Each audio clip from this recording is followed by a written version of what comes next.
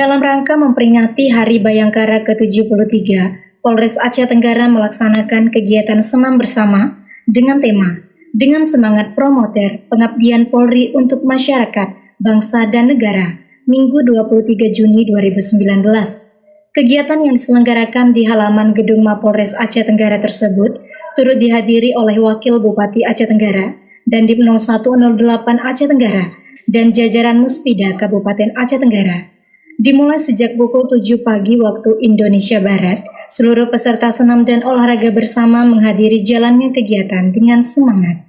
Selamat memperingati Hari Bayangkara ke-73. Dari Kota Cani, tim TV Agara melaporkan.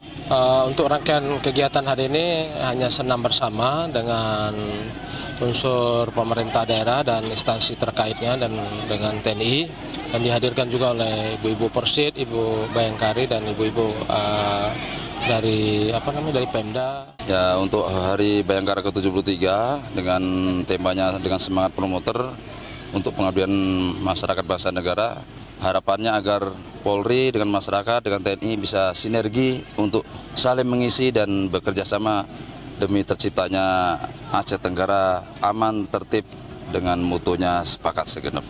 Ya, kami terima kasih kepada aparat yang mana yang selama ini kerjasama yang baik, insya Allah dengan motivasi terus seperti apa yang kita laksanakan pagi ini, kerjasama yang baik ini terus terlestari begitu, dan saya ucapkan selamat tahun Bayangkara yang ke-73.